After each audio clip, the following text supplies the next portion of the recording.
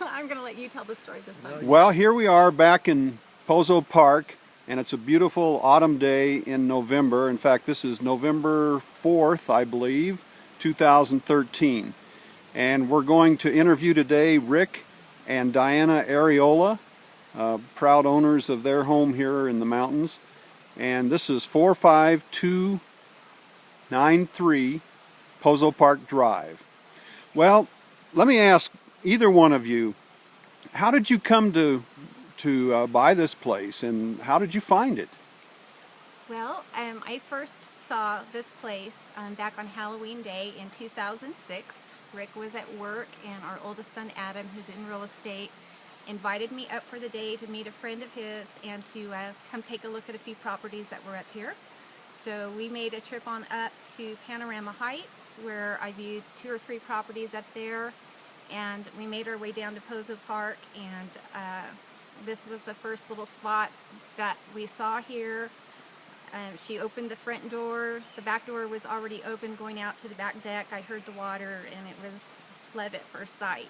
So Adam and I went home to Bakersfield that night and couldn't quit talking about how beautiful the area was. And the next day, Rick was off work on a Sunday, and asked him what he wanted to do, and he said, well, you mind showing me those places you saw yesterday? So that's kind of how it started. Well, very good. We're sure glad you found it too. Now, Rick or Diana, do you know anything about the history of this home? Who owned it before you? Once again, you have to go to Diana because she has all the information. Okay, that's all right.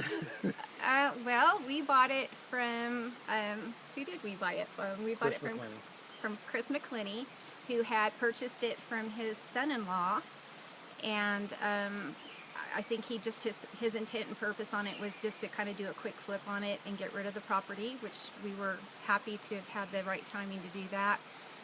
Previous to that, I know there was a couple of owners. The only one that I'm really familiar with was Doris Galding, who I've spoke with on the telephone before, and who was kind enough, after her grandson paid us a visit up here with his college friend. He kind of toured the cabin, shared that he had had many wonderful childhood memories spending time at his grandmother's place. A couple of weeks after that visit, Doris was kind enough to send us a letter along with some photos of the place when she had owned it, and it's something really special to me. Oh, that's wonderful. Well, Rick, what's your favorite part of Pozo Park? What do you like about Pozo Park? What makes it special to you? Well, what makes Pozo Park special is basically our cabin. And like she said, when we first pulled up here, when I pulled up with Diana and Adam, we opened the door, and her remark was love at first sight.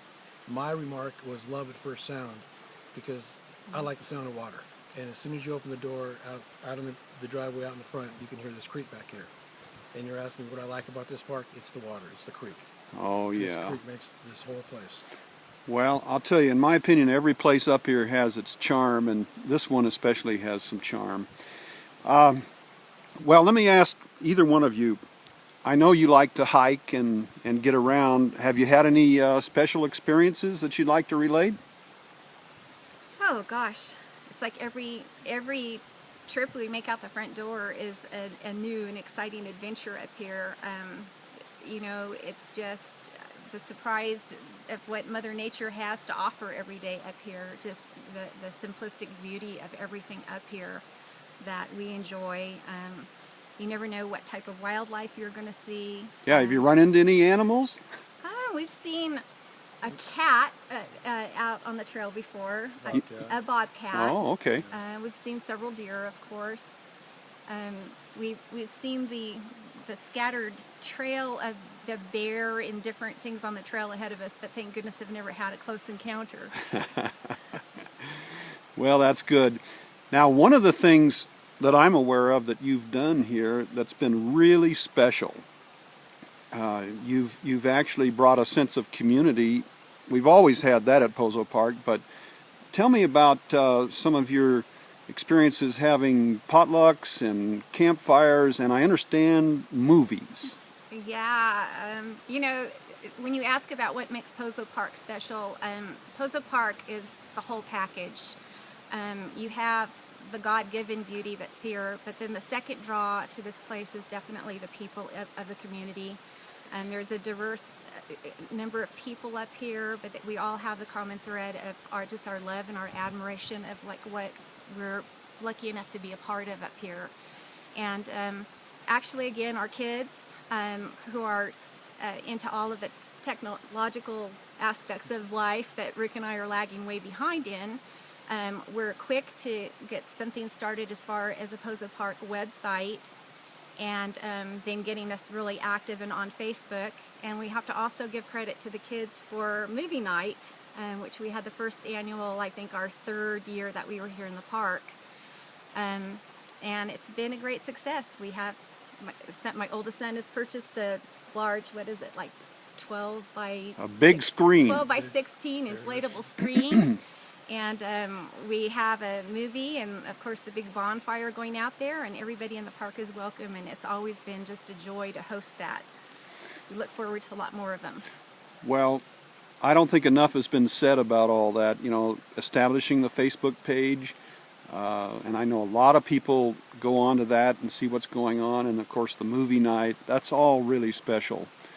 Now, Rick, you've really gotten involved in the leadership activities. You've served on the board of directors now for what, going on 3 years or so? No, actually, this is my second term, and this will be my last year on the board, and I enjoyed it, and I think I have to be out for a year, 2 years, and I'd like to join, maybe go back on it again.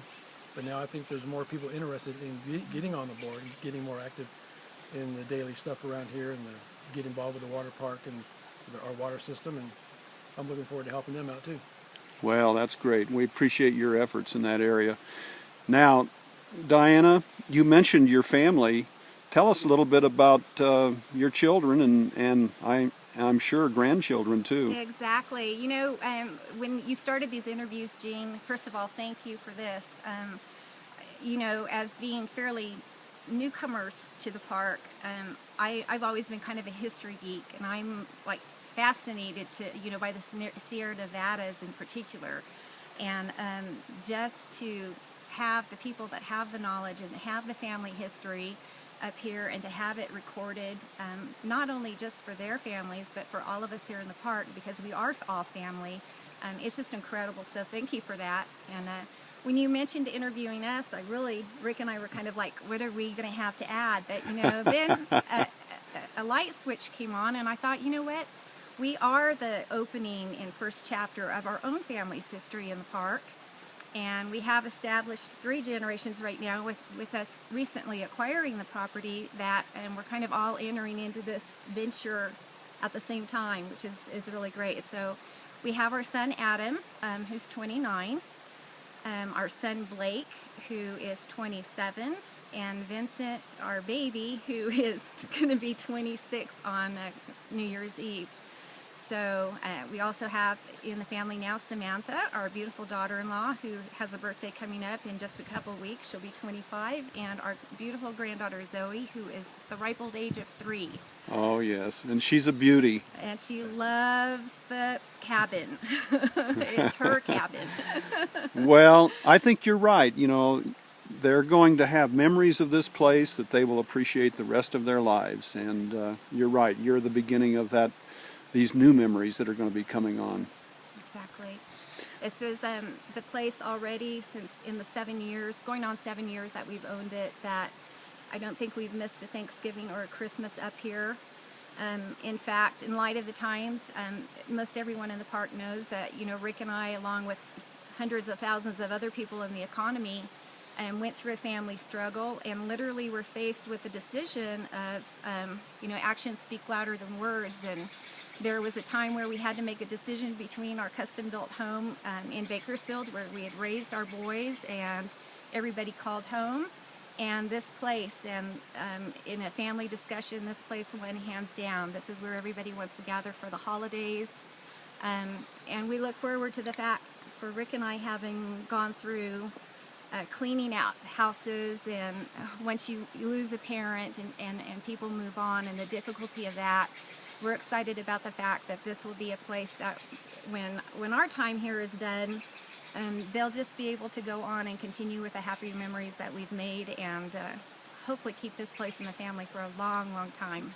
Now, isn't that something? When it came down to choosing between your place and Bakersfield, you chose Pozo Park, and We did. that speaks volumes, in my opinion. Yeah, it did for us too. And it really wasn't even a tough It wasn't decision. a long decision. It was just right up the bat. No. Well, we were delighted when you showed back up here, came back and put down your roots here. Well, is there anything else that you'd like to add for this little history that we're doing as a closing statement? No, we just appreciate this area, and we thank you for what you're doing. Absolutely. Okay. Well, thank you both, and I think with the help of Adam, we'll be seeing this interview on the Pozo Park Community Association Facebook page real soon. So thanks a lot. Thank you, All right, Gene. thank you, Gene.